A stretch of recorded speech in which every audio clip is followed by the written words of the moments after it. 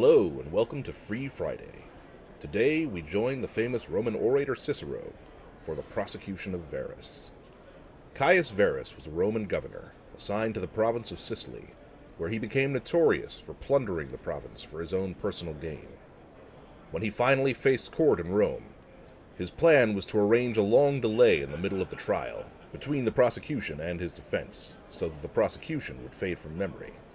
In those days, it was common for a prosecutor's opening statement to last for days, but Cicero had other plans. We join him now as he begins that statement.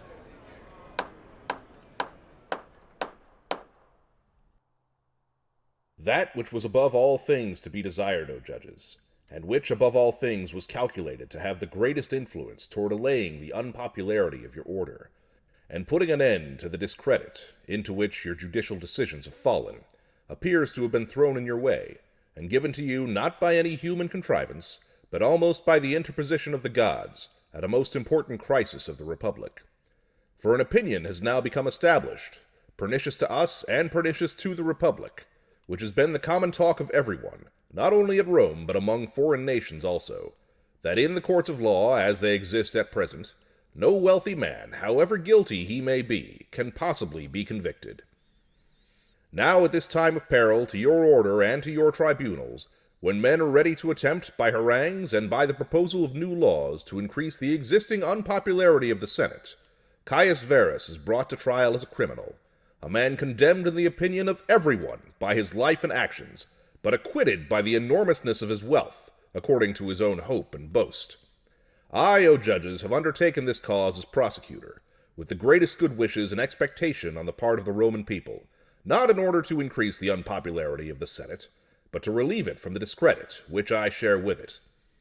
For I have brought before you a man, by acting justly, in whose case you have an opportunity of retrieving the lost credit of your judicial proceedings, of regaining your credit with the Roman people, and of giving satisfaction to foreign nations, a man, the embezzler of the public funds, the petty tyrant of Asia and Pamphylia, the robber who deprived the city of its rights, the disgrace and ruin of the province of Sicily.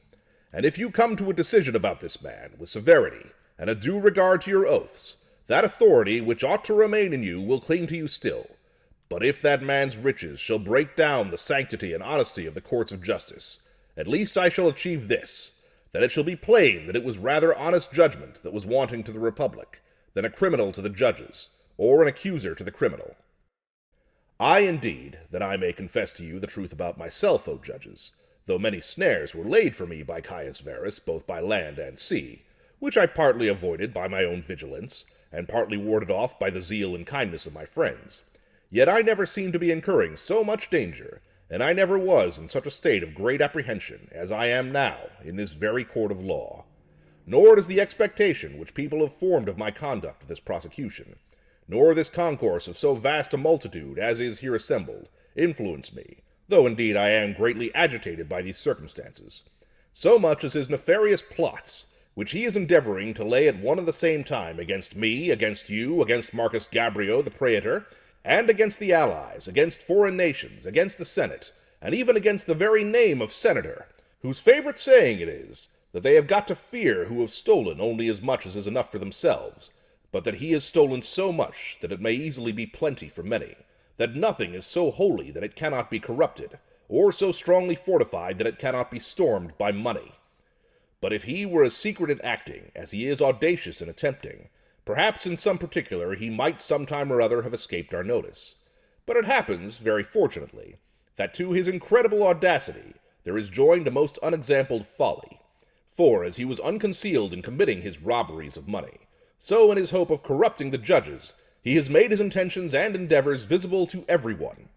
He says that once only in his life has he felt fear, at the time when he was first impeached as a criminal by me, because he was only lately arrived from his province, and was branded with unpopularity and infamy, not modern but ancient and of long standing. And besides that, the time was unlucky, being very ill-suited for corrupting the judges.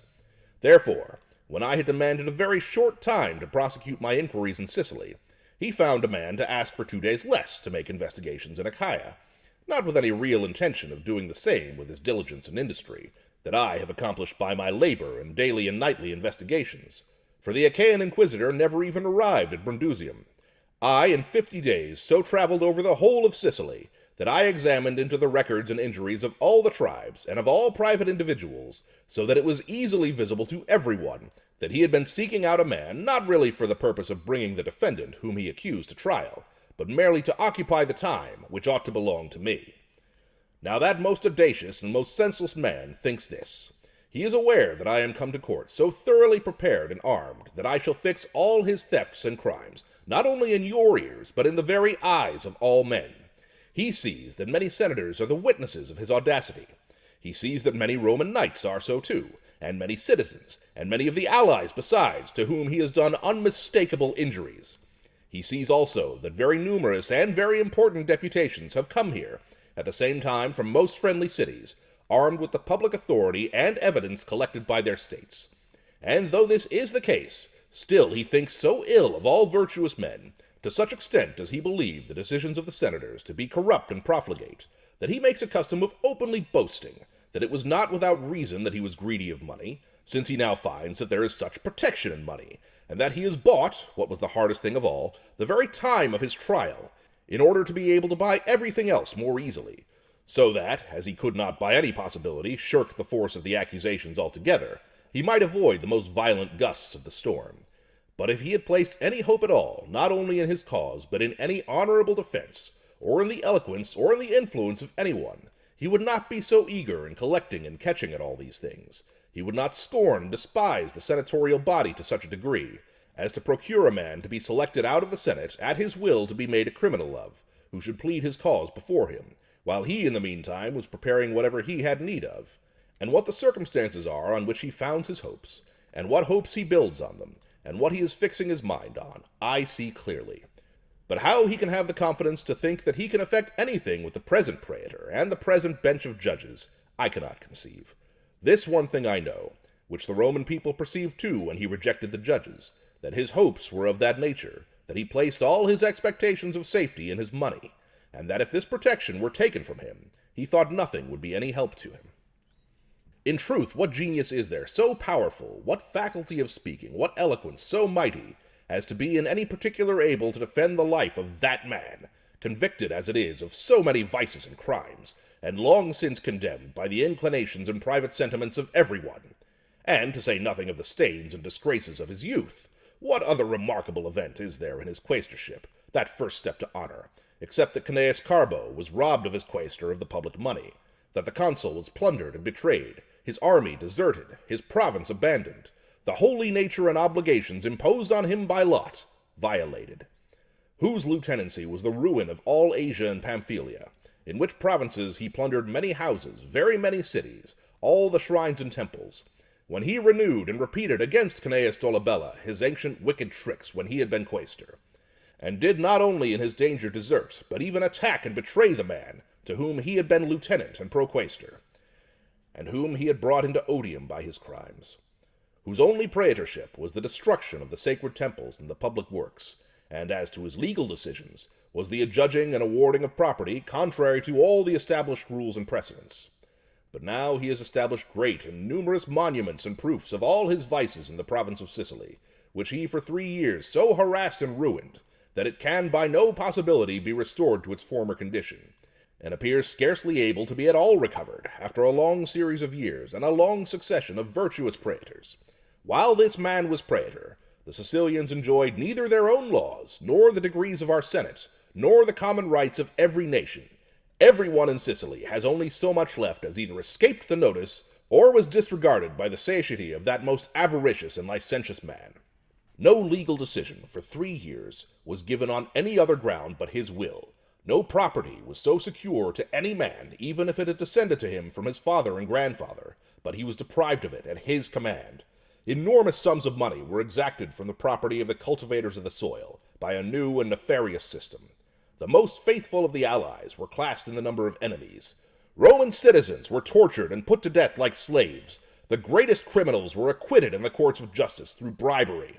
The most upright and honorable men, being prosecuted while absent, were condemned and banished without being heard in their own defense. The most fortified harbors, the greatest and strongest cities, were laid open to pirates and robbers. The sailors and soldiers of the Sicilians, our own allies and friends, died of hunger. The best-built fleets on the most important stations were lost and destroyed, to the great disgrace of the Roman people.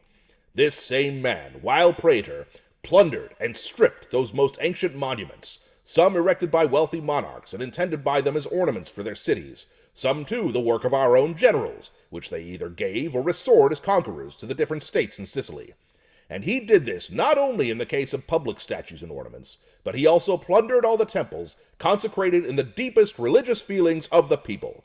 He did not leave, in short, one god to the Sicilians, which appeared to him to be made in a tolerably workmanlike manner, and with any of the skill of the ancients. I am prevented by actual shame from speaking of his nefarious licentiousness, as shown in rapes and other such enormities, and I am unwilling also to increase the distress of those men who have been unable to preserve their children and their wives unpolluted by his wanton lust. But, you will say, these things were done by him in such a manner as not to be notorious to all men. I think there is no man who has heard his name who cannot also relate wicked actions of his, so that I ought rather to be afraid of being thought to omit any of his many crimes than to invent any charges against him. And indeed, I do not think that this multitude which is collected to listen to me wishes so much to learn of me what the facts of the case are, as to go over it with me, refreshing its recollection of what it knows already. And as this is the case, that senseless and profligate man attempts to combat me in another manner. He does not seek to oppose the eloquence of anyone also to me. He does not rely on the popularity, or influence, or authority of anyone. He pretends that he trusts to these things, but I see what he is really aiming at, and indeed he is not acting with any concealment. He sets before me empty titles of nobility, that is to say, the names of arrogant men, who do not hinder me so much by being noble, as assist me by being notorious. He pretends to rely on their protection, when he has in reality been contriving something else this long time. What hope he now has, and what he is endeavoring to do, I will now briefly explain to you, O judges. But first of all, remark, I beg you, how the matter has been arranged by him from the beginning. When he first returned from the province, he endeavored to get rid of this prosecution by corrupting the judges at a great expense, and this object he continued to keep in view till the conclusion of the appointment of the judges. After the judges were appointed, because in drawing lots for them the fortune of the Roman people had defeated his hopes, and because in rejecting some my diligence had defeated his impudence, the whole attempt at bribery was abandoned. The affair was going on admirably. Lists of your names and of the whole tribunal were in everyone's hands. It did not seem possible to mark the votes of these men with any distinguishing mark or color or spot of dirt, and that fellow, from having been brisk and in high spirits, became on a sudden so downcast and humbled that he seemed to be condemned not only by the Roman people, but even by himself. But lo, all of a sudden, within these few days, since the consular comitia have taken place, he has gone back to his original plan, with more money, and the same plots are now laid against your reputation and against the fortunes of everyone, by the instrumentality of the same people, which fact at first, O judges, was pointed out to me by a very slight hint and indication, but afterwards, when my suspicions were once aroused, I arrived at the knowledge of all the most secret counsels of that party, without any mistake. For as Hortensius, the consul-elect, was being attended home again from the campus by a great concourse and multitude of people, Caius Curio fell in with that multitude by chance, a man who I wish to name by way of honor, rather than of disparagement. I will tell you what, if he had been unwilling to have it mentioned, he would not have spoken of in so large an assembly so openly and undisguisedly, which, however, shall be mentioned by me deliberately and cautiously, that it may be seen that I pay due regard to our friendship and to his dignity. He sees Verres in the crowd by the arch of Fabius. He speaks to the man, and with a loud voice congratulates him on his victory. He does not say a word to Hortensius himself, who had been made consul, or to his friends and relations who were present attending on him, but he stops to speak to this man, embraces him, and bids him cast off all anxiety. I give you notice, said he, that you have been acquitted by this day's comitia. And, as many most honorable men heard this, it is immediately reported to me. Indeed, everyone who saw me mentioned it to me the first thing. To some it appeared scandalous, to others ridiculous. Ridiculous to those who thought that this cause depended on the credibility of the witnesses, on the importance of the charges, and on the power of the judges, and not on the consular comitia. Scandalous to those who looked deeper, and who thought that this congratulation had reference to the corruption of the judge. In truth, they argued in this manner. The most honorable men spoke to one another and to me in this manner. that there were now manifestly and undeniably no courts of justice at all. The very criminal who the day before thought that he was already condemned is acquitted now that his defender has been made consul. What are we to think then? Will it avail nothing that all Sicily, all the Sicilians, that all the merchants who have business in that country, that all public and private documents are now at Rome? Nothing if the consul-elect wills it otherwise. What? Will the judges not be influenced by the accusation, by the evidence, by the universal opinion of the Roman people? No. Everything will be governed by the power and authority of one man. I will speak the truth, O judges. This thing agitated me greatly, for every good man was speaking in this way. That fellow will be taken out of your hands, but we shall not preserve our judicial authority much longer, for who, when Verres is acquitted, will be able to make any objection to transferring it from us? It was a grievous thing to everyone, and the sudden elation of that profligate man did not weigh with them as much as that fresh congratulation of a very honorable one. I wished to dissemble my own vexation at it. I wished to conceal my own grief of mind under a cheerful countenance, and to bury it in silence. But lo, on the very days when the praetors elected were dividing their duties by lot, and when it fell to the share of Marcus Metellus to hold trials concerning extortion, information is given me that that fellow was receiving such congratulations that he also sent men home to announce it to his wife. And this too, in truth, displeased me, and yet I was not quite aware what I had so much to fear from this allotment of the praetor's duties. But I ascertained this one thing from trustworthy men, from whom I received all my intelligence, that many chests full of Sicilian money had been sent by some senator to a Roman knight, and that of these about 10 chests had been left at that senator's house, with the statement that they were left to be used in the comitia, when I expected to be elected aedile, and that men to distribute this money among all the tribes had been summoned to attend him by night. Of whom one, who thought himself under the greatest obligations to me, came to me that same night, reports to me the speech which that fellow had addressed to them, that he had reminded them how liberally he had treated them formerly when he was candidate for the praetorship, and at the last consular and praetorian comitia, and in the second place that he had promised them immediately whatever money they required, if they could procure my rejection from the aedileship.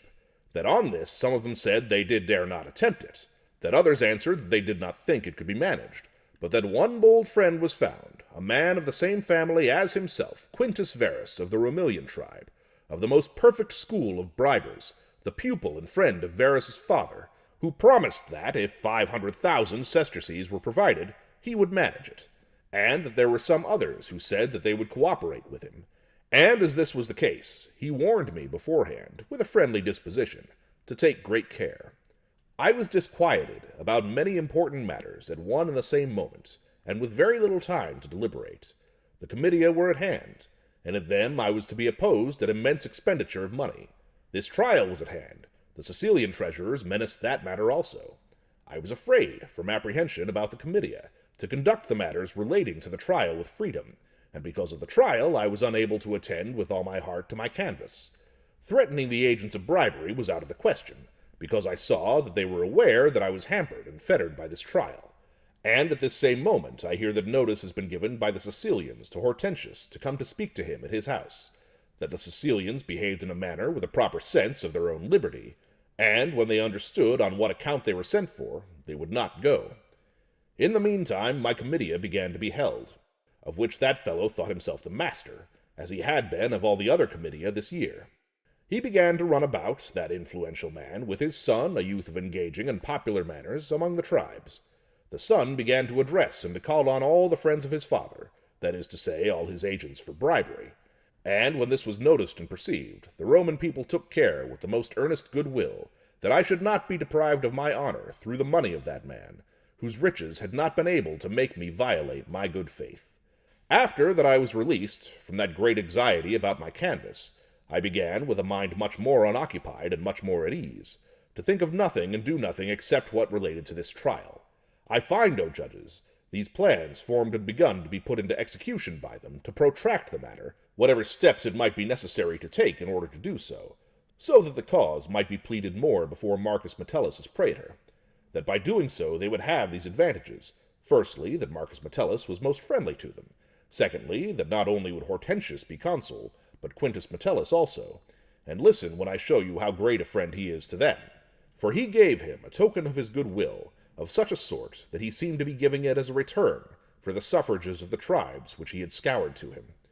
Did you think that I would say nothing of such serious matters as these, and that, at a crisis of such danger to the Republic and my own character, I would consult anything rather than my duty and my dignity? The other consul-elect sent for the Sicilians. Some came because Lucius Metellus was praetor in Sicily. To them he speaks in this manner, that he is the consul, that one of his brothers has Sicily for his province, that the other is to be judge in all prosecutions for extortion, and that care had been taken in many ways that there should be no possibility of Verres being injured. I ask you, Metellus, what is corrupting the course of justice, if this is not to seek to frighten witnesses, and especially Sicilians, timid and oppressed men, not only by your own private influence, but by their fear of the consul, and by the power of 2 praetors? What would you do for an innocent man or for a relation, when for the sake of a most guilty man entirely unconnected with you, you depart from your duty and your dignity, and allow what he is constantly saying to appear true to anyone who is not acquainted with you?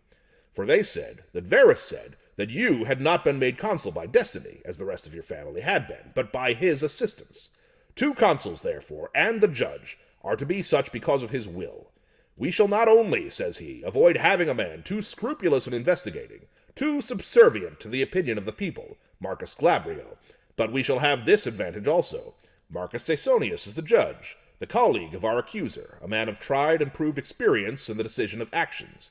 It will never do for us to have such a man as that on the bench, which we are endeavoring to corrupt by some means or other. For before, when he was one of the judges on the tribunal of which Junius was president, he was not only very indignant at that shameful transaction, but he even betrayed and denounced it. After the 1st of January, we shall not have this man for our judge. We shall not have Quintus Manlius and Quintus Cornificus, 2 most severe and upright judges, 4 judges, because they will then be tribunes of the people. Publius Sulpicius, a solemn and upright judge, must enter on his magistracy on the 5th of November. Marcus Creperius, of that renowned equestrian family, and of that incorruptible character. Lucius Cassius, of a family renowned for its severity in all things, and especially as judges. Cnaeus Tremelius, a man of the greatest scrupulousness and diligence. These 3 men of ancient strictness of principle are all military tribunes elect. After the 1st of January, they will not be able to act as judges. And besides this, we elect by lot a successor in the room of Marcus Metellus, since he is to preside over this very trial. And so, after the 1st of January, the praetor and almost the whole bench of judges being changed, we shall elude the terrible threats of the prosecutor, and the great expectations entertained of this trial, and manage it according to our own will and pleasure. Today is the 5th of August. You begin to assemble at the 9th hour. This day they do not even count. There are 10 days between this and the votive games, which Cnaeus Pompeius is going to celebrate. These games will take up 15 days. Then immediately the Roman games will follow. And so, when nearly 40 days have intervened, then at length they think they shall have to answer what has been said by us. And they think that, what with speeches and what with excuses, they will easily be able to protract the cause till the period of the games of victory. With these the plebeian games are connected, after which there will either be no day at all or very few for pleading in. And so, when the accusation has got stale and cold, the matter will come all fresh before Marcus Metellus as praetor. And if I had distrusted his good faith, I should not have retained him as a judge. But now I have such an opinion of him, that I would rather this matter was brought to a close while he is judge than while he is praetor. And I would rather entrust to him his own tablet while he is on his oath, than the tablets of others when he is restrained by no such obligation. Now, O judges, I consult you as to what you think I ought to do. For you will, in truth, without speaking, give me that advice which I understand that I must inevitably adopt. If I occupy the time, which I legitimately might, in speaking, I shall reap the fruit of my labor, industry, and diligence, and by this prosecution I shall make it manifest that no one in the memory of man appears ever to have come before a court of justice better prepared, more vigilant, or with his cause better got up. But while I am getting this credit for my industry, there is greater danger lest the criminal may escape. What then is there which can be done? I think it is neither obscure nor hidden. I will reserve for another time that fruit of praise which may be derived from a long uninterrupted speech. At present, I must support this accusation by documentary evidence, by witnesses, by letters of private individuals and of public bodies, and by various other kinds of proof. The whole of this contest is between you and me, O Hortensius. I will speak openly. If I thought that you were contending with me in the manner of speaking, and of getting rid of the charges I bring against your client in this cause, I too would devote much pains to mounting an elaborate accusation, and to dilating on my charges. Now, since you have determined to contend against me with artifice, not so much in obedience to the promptings of your own nature, as from consulting his occasions and his cause, it is necessary for me to oppose conduct of that sort with prudence. Your plan is to begin to answer me after 2 sets of games have been celebrated. Mine is to have the adjournment over before the first series, and the result will be that that plan of yours will be thought crafty, but this determination of mine necessary. But as for what I had begun to say, namely, that the contest is between you and me, this is it. I, when I had undertaken this cause at the request of the Sicilians, and had thought it a very honorable and glorious thing for me that they were willing to make experiment of my integrity and my diligence, who already knew by experience my innocence and temperance, then, when I had undertaken this business, I proposed to myself some greater action, also by which the Roman people should be able to see my good will towards the public. For that seemed to me to be by no means worthy of my industry and efforts, for that man to be brought to trial by me, who had already been condemned by the judgment of all men, unless that intolerable influence of yours, and that grasping nature which you have displayed for some years in many trials, was interposed also in the case of that desperate man. But no, since all this dominion and sovereignty of yours over the courts of justice delights you so much, and since there are some men who are neither ashamed of their licentiousness and their infamy, nor weary of it, and who, as if on purpose, seem to wish to encounter hatred and unpopularity from the Roman people, I profess that I have undertaken this, a great burden perhaps, and one dangerous to myself, but still worthy of my applying myself to it with all the vigor of my age and all diligence. And since the whole order of the Senate is weighed down by the discredit brought on it by the wickedness and audacity of a few, and is overwhelmed by the infamy of the tribunals, I profess myself an enemy to this race of men, an accuser worthy of their hatred, a preserving, bitter adversary. I arrogate this to myself, I claim this for myself, and I will carry out this enmity in my magistracy, and from that post in which the Roman people has willed that from the next 1st of January I shall act in concert with it in matters concerning the Republic, and concerning wicked men. I promise the Roman people that this shall be the most honorable and the fairest employment of my aedileship.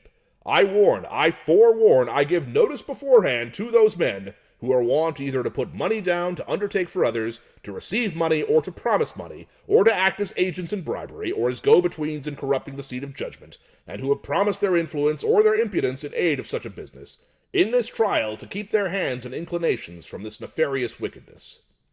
Hortensius will then be consul, with the chief command and authority, but I shall be aedile, that is, I shall be a little more than a private individual, and yet this business, which I promise that I am going to advocate, is of such a nature, so pleasing and agreeable to the Roman people, that the consul himself will appear in this cause, if that be possible, even less than a private individual in comparison of me. All those things shall not only be mentioned, but even when certain matters have been explained, shall be fully discussed, which for the last 10 years, ever since the office of the judge has been transferred to the Senate, has been nefariously and wickedly done in the decision of judicial matters. The Roman people shall know from me why it is that when the equestrian body supplied the judges for nearly 50 years together, not even the slightest suspicion ever arose of bribes having been accepted for the purpose of influencing a decision.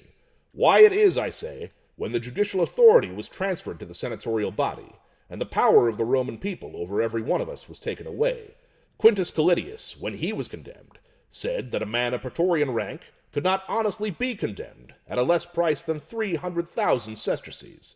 Why it is that when Publius Septimius, a senator, was condemned for extortion, when Quintus Hortensius was praetor, damages were assessed against him, including money which he had received as judge to decide causes which came before him.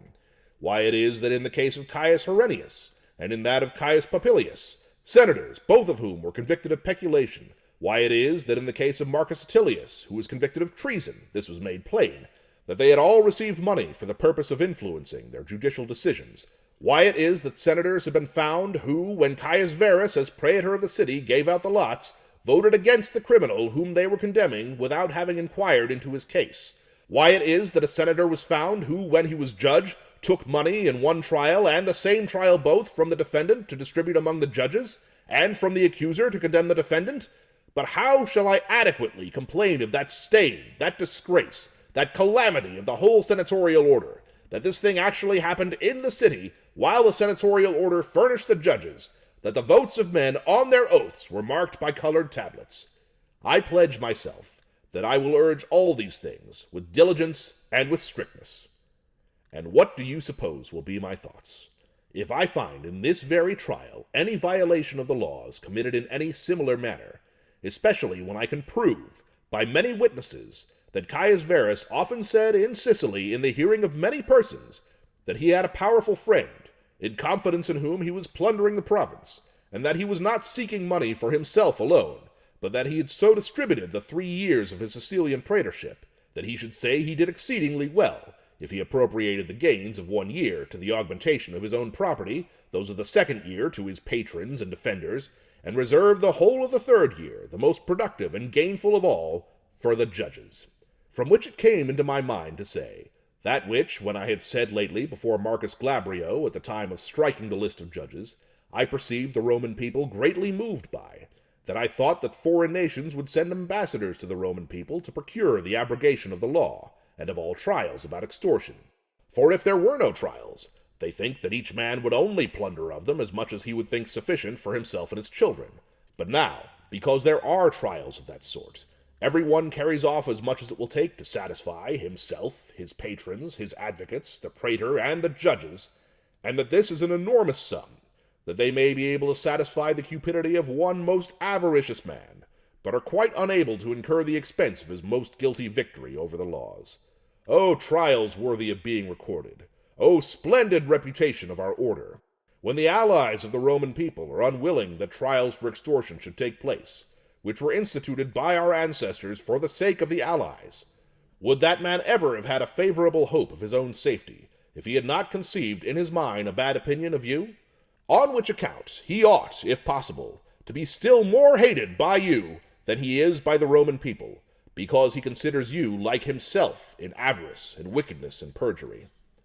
And I beg you, in the name of the immortal gods, O judges, think of and guard against this.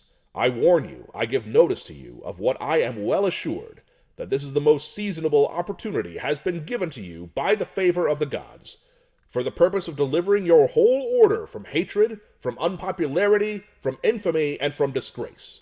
There is no severity believed to exist in the tribunals, nor any scruples with regard to religion.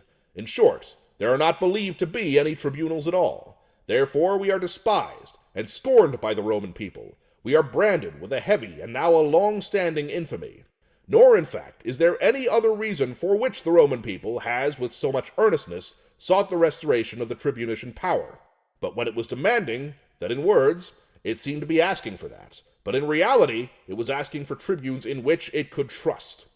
And this did not escape the notice of Quintus Catulus, a most sagacious and honorable man, who, when Cnaeus Pompeius, a most gallant and industrious man, made a motion about the tribunician power, and when he was asked his opinion, began his speech in this manner, speaking with the greatest authority, quote, that the conscript fathers presided over the courts of justice badly and wickedly, but, if in deciding judicial trials, they had been willing to satisfy the expectations of the Roman people, men would not so greatly regret the tribunician power. End quote.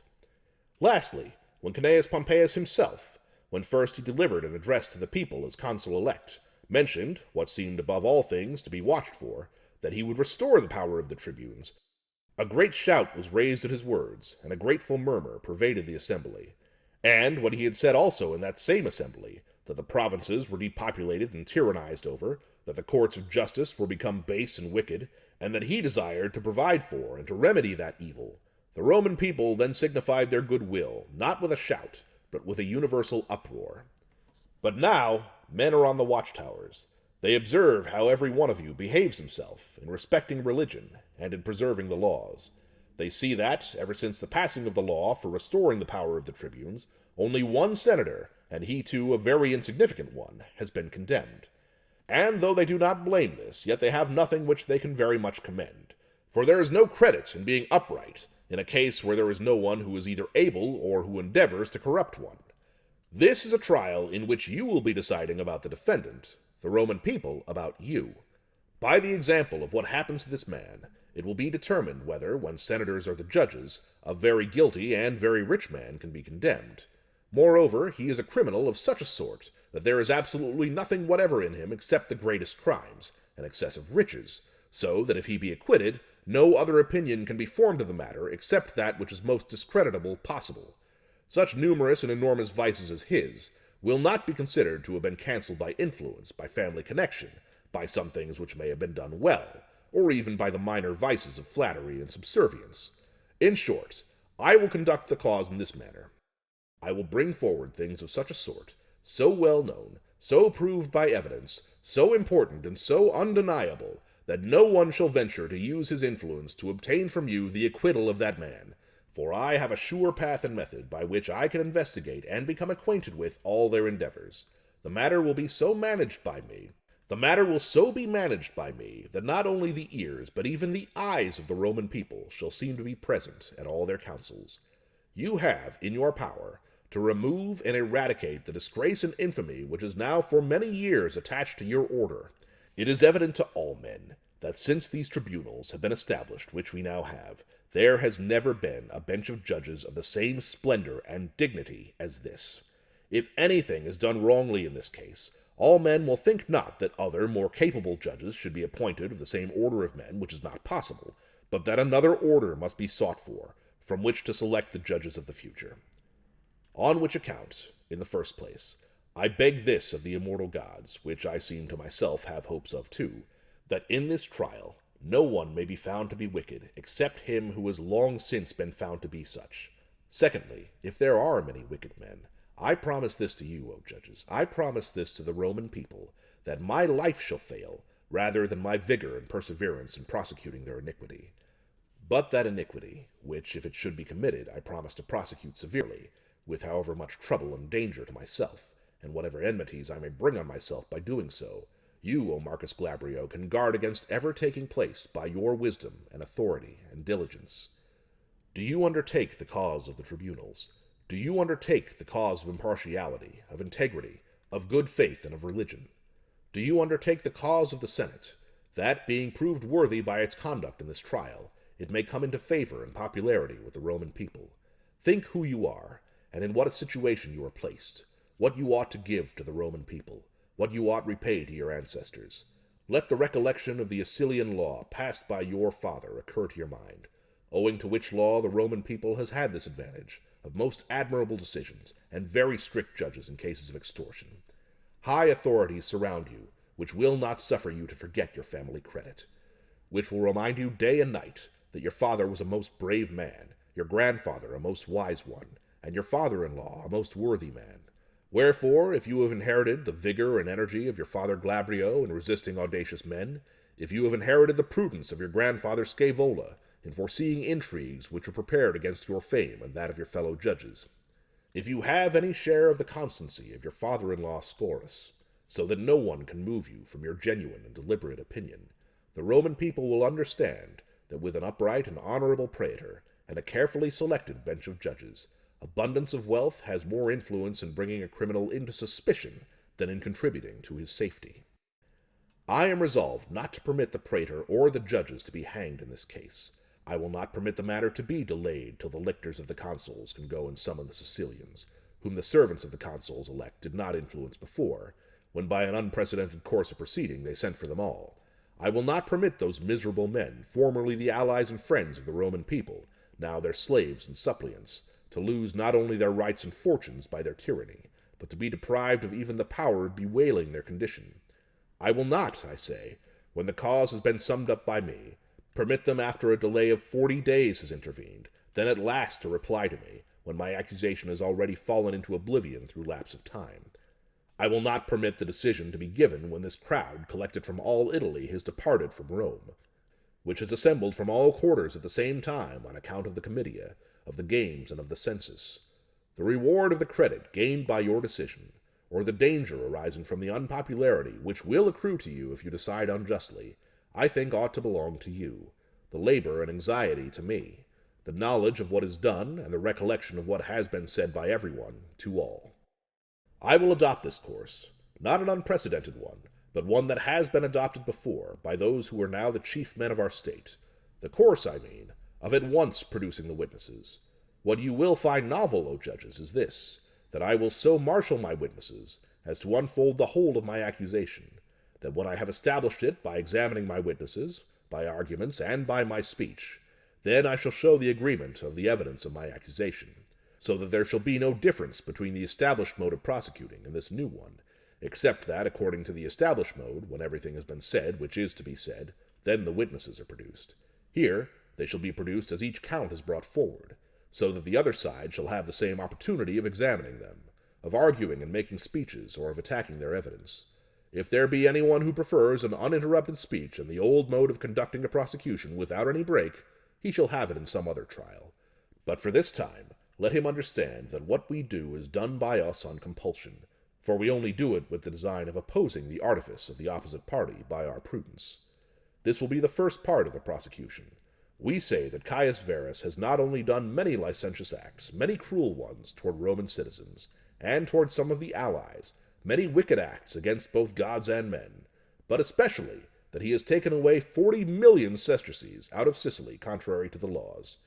We will make this so plain to you, by witnesses, by private documents, and by public records, that you shall decide that even if we had abundant space and leisure days for making a long speech without any inconvenience, still there was no need at all of a long speech in this matter. Cicero proceeded to produce his witnesses and his evidence, and made a case so compelling that Verres' defense counsel dropped out of the proceedings. With all his defenses stripped away, Verres changed his plea to guilty and was sentenced to exile. He died years later, far from his home and his ill-gotten riches. Thank you for joining us for Free Friday. Next week, we'll read the book of Ecclesiastes. And tomorrow, we'll begin Swashbuckling Saturday with the Three Musketeers.